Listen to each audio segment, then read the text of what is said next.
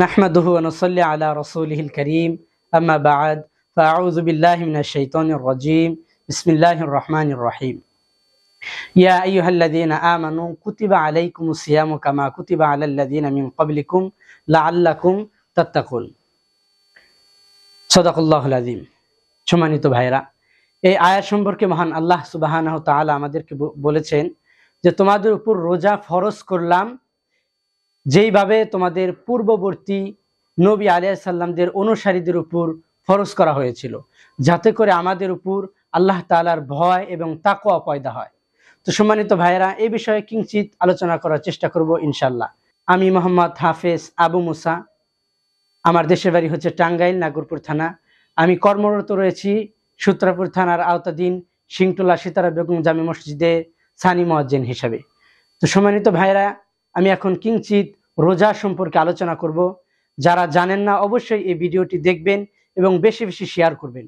তার কারণ হচ্ছে আল্লাহর রাসূল হাদিস শরীফের ভিতরে বলেছেন, ইন্নামাল আমালু বিন্নিয়াত, নিয়তের উপর প্রত্যেকটি আমলই নির্ভর করে। আমরা নিয়ত করব এই কারণে, এই আমলটি, এই ভিডিওটি শেয়ার করব এই কারণেই যে আমার ধারা যেন অন্য একটি ভাই এই বিষয়ে জেনে বুঝে আমল করতে পারে।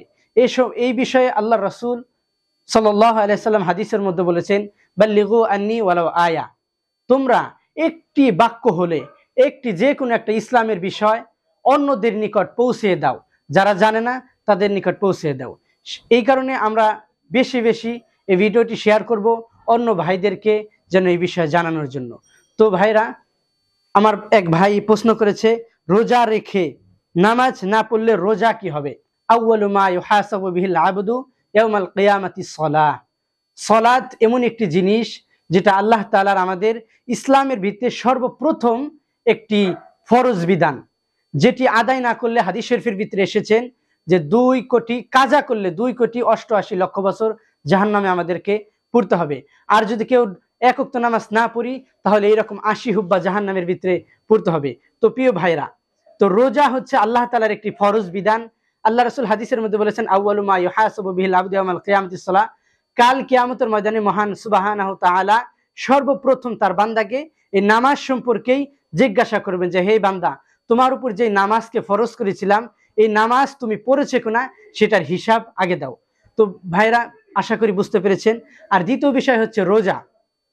রোজা হচ্ছে আল্লাহ তাআলার আরেকটি ফরজ বিধান, যেই বিধান যদি আমরা লঙ্ঘন করি তাহলে আমাদেরকে ভয়ঙ্কর জাহান্নামের আগুনে পড়তে হবে। আল্লাহর রাসূল বলেছেন যে তোমাদের উপর আল্লাহ তাআলা রোজাকে ফরজ করেছেন। তো এই রোজা সম্পর্কে আমি একটি কথা বলবো, আপনারা মনোযোগ দিয়ে শুনবেন। তো আল্লাহ সুবহানাহু তাআলা তার রাসূলকে বলেছেন, আল্লাহর রাসূল আমাদেরকে বলতেছেন যে রোজা এমন একটি জিনিস, যেই সমস্ত আমল আমরা দুনিয়ার ভিতরে করি প্রত্যেকটি আমলই আমাদের নিজেদের জন্য, জাহান্নাম থেকে বাঁচার জন্য আমরা আমল করি। কিন্তু রোজা, সম্মানিত ভাইরা, এটা এমন একটি জিনিস যেই রোজা একমাত্র রাখবো মহান আল্লাহ সুবহানাহু তাআলার জন্য। আর পৃথিবীর ভিতরে আল্লাহ তাআলা তার বান্দাকে সব কিছুর পুরস্কার দিবেন, কিন্তু রোজার পুরস্কারটা মহান আল্লাহ সুবহানাহু তাআলা তার নিজ হাতে দিবেন। তো প্রিয় ভাইয়েরা, রোজা হচ্ছে একটি ফরজ আল্লাহ তাআলার বিধান, আর নামাজ হচ্ছে আল্লাহ তাআলার ফরজ আরেকটি বিধান। নামাজ যেরকম ফরজ, রোজাও সেই রকম ফরজ। আমরা যদি নামাজ না পড়ি কিন্তু যদি রোজা রাখি তাহলে রোজার ফরজ বিধানটা আমাদের হয়ে যাবে। আর যদি নামাজ পড়ি কিন্তু রোজা না রাখি তাহলে নামাজ আদায় হয়ে যাবে কিন্তু রোজার ফরজ বিধানটা লঙ্ঘন হয়ে যাবে। তো আশা করি আপনারা সকলেই বুঝতে পারছেন। আমি আরেকবার বলছি, রোজার সাথে নামাজের সাথে কোনোভাবেই সম্পৃক্ত নেই। রোজা হচ্ছে একটি ফরজ বিধান আর নামাজও হচ্ছে আর একটি ফরজ বিধান। একটি ফরজ বিধান যদি আমরা আদায় করি তাহলে ওই ফরজ বিধানটা আদায় হয়ে যাবে, নামাজের ফরজ বিধানটা। আর যদি রোজা আদায় করি তাহলে রোজার ফরজ বিধানটা আদায় হয়ে যাবে।